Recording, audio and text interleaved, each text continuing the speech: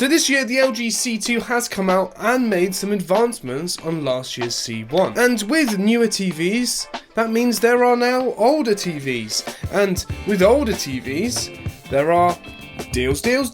So in this video, I'm going to break down loads of important factors that you need to know when you're planning on buying either the C1 or the C2. We're going to talk about things like design, price, motion, picture quality, colour accuracy. So strap yourselves in. The C2 is obviously the better TV. It's newer, it's just the evolution of last year's TV, so obviously it's better. But just because it's better doesn't mean it's right for you. I can phrase that differently.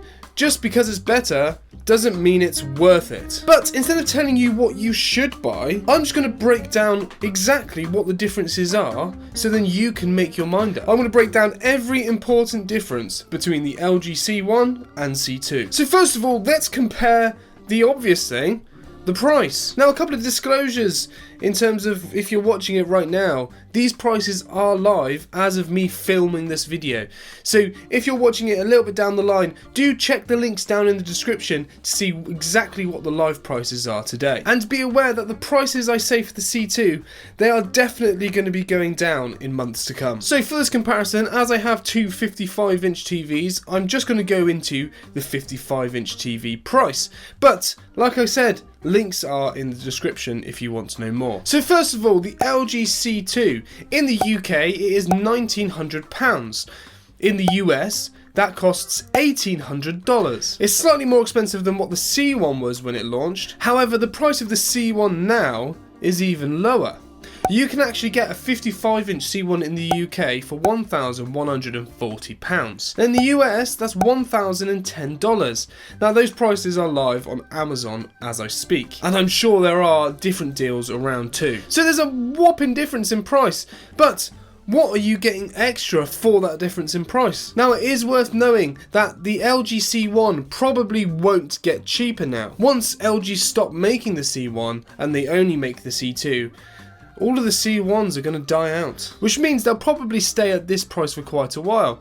Then as we get closer to Black Friday, the LG C2 is going to be coming closer to that price that the C1 is now. So is it a case of getting the best deal with the C1? Is it a case of just going in the deep end and getting a C2? Or do you give it 6 months, give it 9 months or however long, and get the C2 next year when it's cheaper? I don't know, you tell me in the comments below. But let's actually look at the differences. First of all, the design. So the most obvious thing you'll know is different is the stand. The C1 has a much wider and shorter stand. The TV isn't held up as high by it, but it is also taking up a large space on the unit.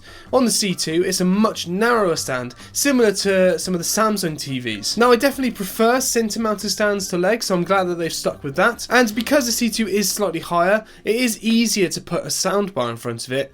That being said, it's still not really tall enough for it, even though they've made those strides. Another massive difference between the two is what the back looks like. Now, the C series has had the same sort of massive arse on the back of it for quite a long time. They've suddenly decided to change their mind and they've gone for a much different back, and it makes a huge difference. So as much as we don't have the ridiculously thin OLED display and they've made that a little bit thicker, funnily enough, the TV is a lot lighter. And when I say a lot lighter, it is so much lighter, and it makes such a huge difference. And if, like me, you're constantly picking up TVs and moving them to different places for reviews, not that you necessarily would be, it's actually blown my mind how much lighter this TV is. And even though it's lighter, it doesn't feel less secure. So if you are the type of person who does change where their TV is and it doesn't stay necessarily in one space, that is a massive positive for choosing a C2. Now, the C1 had a lot of ports on the back and the side of the TV. This is where the C2 differs again, and they've gone to put all of the ports on the side. And personally, I prefer this.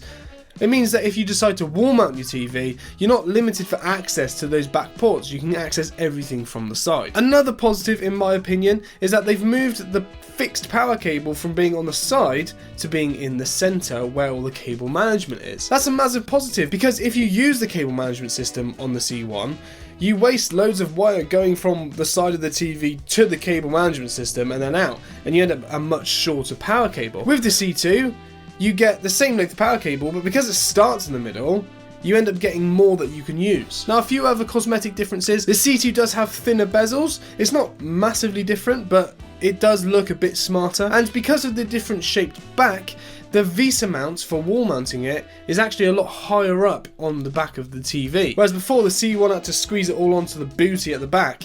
Because the back of the C2 is higher, they can add it in higher. So do bear in mind, if you're going to be wall mounting it, you might need to move your brackets around. Now, the TV supports all of the same gaming capabilities. It has 120Hz, it supports FreeSync, G-Sync, VRR, and all of that stuff. But there is a new processor inside the C2. Now, this processor can affect everything from motion to picture quality to just navigating around WebOS. So I will dip in and out of the benefits of this new processor throughout the video. So moving on to software and features. Well, first of all, they both still run on WebOS, which is LG's TV operating system. And I like WebOS, I think it's okay. It's a bit crowded and it's a bit busy, which I don't particularly like, but you can access anything from wherever you are and it just works pretty well.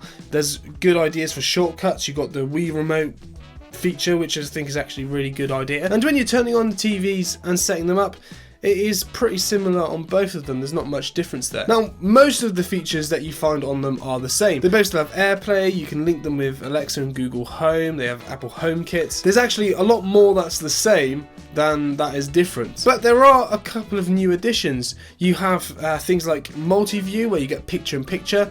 That's not working 100% yet. I'm assuming they're going to start bringing out some updates, which will add support for different apps, but that is going to be a really useful feature for a lot of people. And they also have a feature which I think isn't particularly great, but you can have different profiles on your TV and do a little bit of personalization. It's not a lot, really, I'll be honest. But what is annoying is in order to do that, you have to have your own account for each profile with your own email address and password.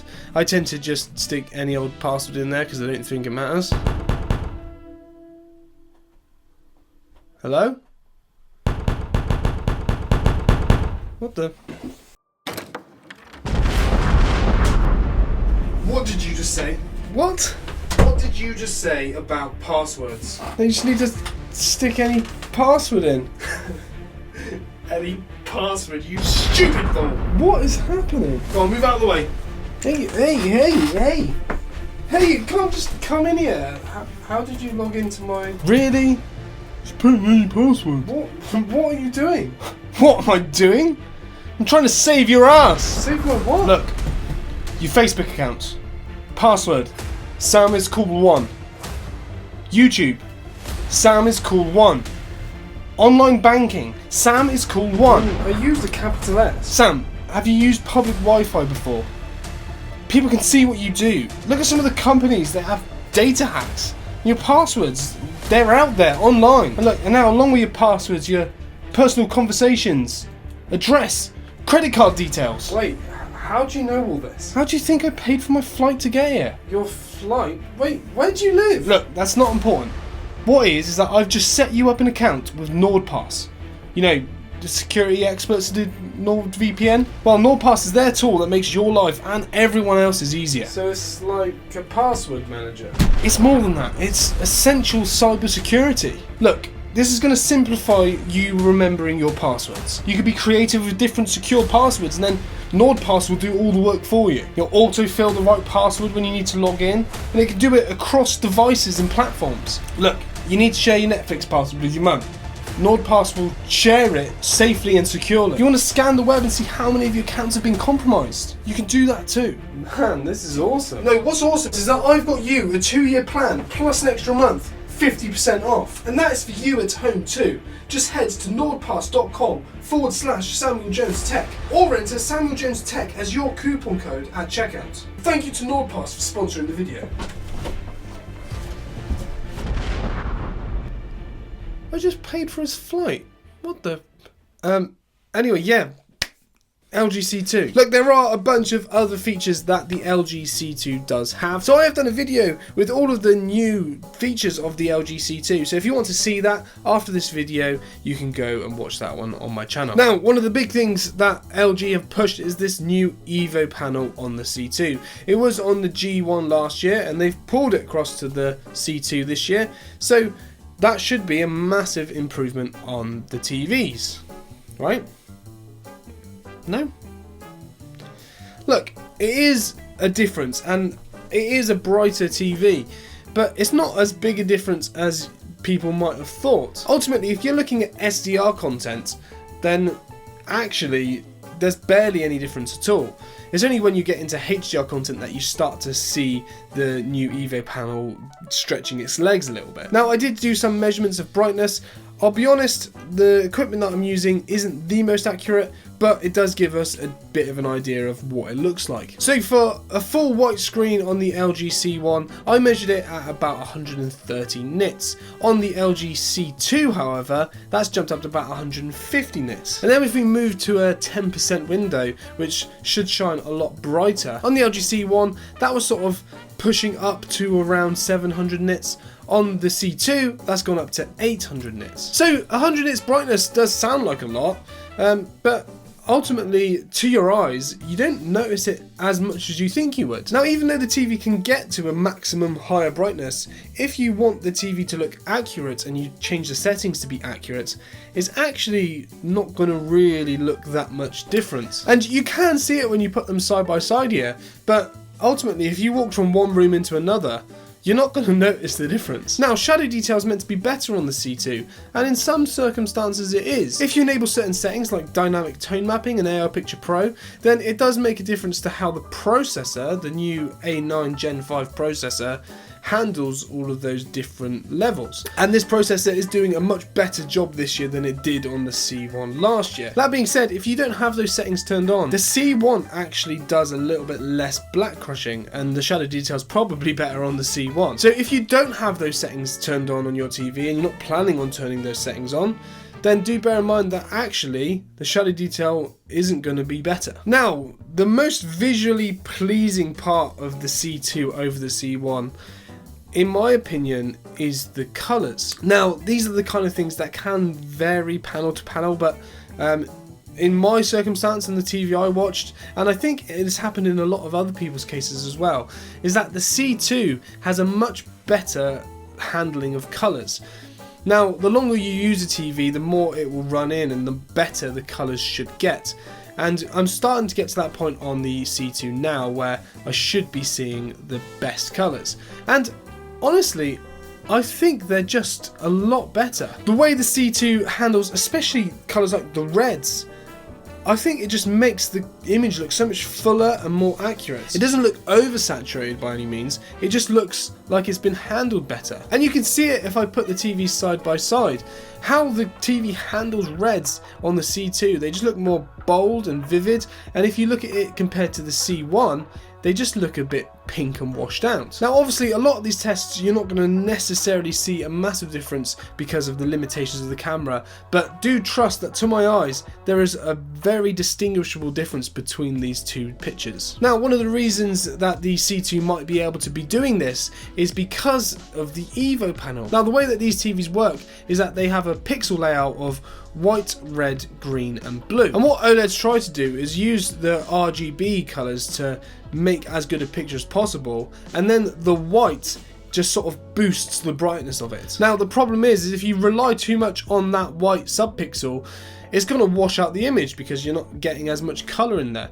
So now that they've got the Evo panel, they're able to focus more light through these colours and therefore make a better coloured image. And now I think the C2 does have a wider colour gamut and it can handle those colours better. Now, moving on to gaming, ultimately I don't think there's much difference. I've gamed on both of them for quite a lot of time, obviously more time on the C1, but I haven't noticed any huge strides in gaming. I know the motion is a lot better and I'll get onto that, but in terms of the other features with gaming, it is still pretty similar. Ultimately, I had a fantastic time and I never have any issues when it comes to gaming on the C1 or now the C2. But that does bring us on to motion, because the motion on the C2, in my opinion, is a lot better. The LG C1 has sort of had a bit of a bad reputation for motion because of how it handles it. And ultimately, it is understandable because it doesn't handle motion particularly well if you're sensitive to it. What do I mean? So you might have heard of something called soap opera effect,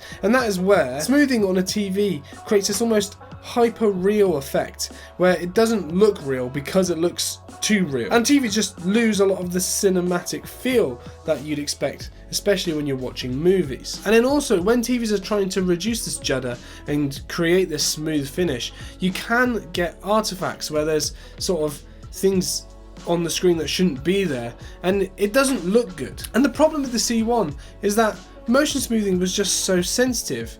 If it was off, it was off, and then when you turn it to the lowest setting, it was the same as if you had it at the higher setting, and it just didn't handle it very well. You couldn't get a good balance. Is that scale has now changed quite a lot, which means you can sort of get more of an equal balance, similar to how you might have it on some of the Sony TVs. So if you are sensitive to motion and soap opera effect and that kind of thing, then that's something that actually the C2 does handle a lot better, and I would definitely recommend potentially going for the C2 over the C1 in that regard. So I use my TV for a few things. I use it for TV shows, movies, and gaming. Ultimately, in your day-to-day TV use, you're probably not going to notice a huge difference between the two TVs. When you're watching cinematic movies, you might notice a bit of a difference in motion if you're particularly that way sensitive.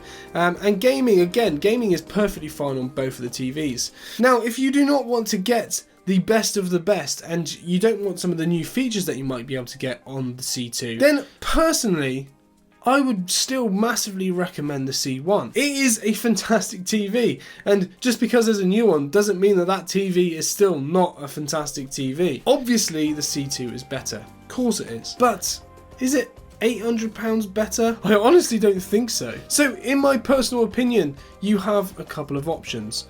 One, you jump in and get the LG C1. It is a fantastic TV and you will not be disappointed with it if you buy it. The second option is that you get the LG C2. Now it's a better TV, it does better colours and better motion, and ultimately I think the design's a lot nicer as well. But you are going to be paying for that premium, and if you don't want to do that, then you're probably going to want to consider the other options. The last option is you just press pause and wait until later in the year. And when we get to times like Black Friday, the prices of these TVs will have dropped. And ultimately, by this time next year, the LG C2 will probably cost what the LG C1 costs now. Although, there'll be the LG C3, and then we'll have to get that one. Guys, I really hope this video helped you, and thank you so much for watching. If you want to see my review of the LG C2 55 and 45 inch, click these videos here and subscribe to see more from me. I'll see you in the next one. Woo!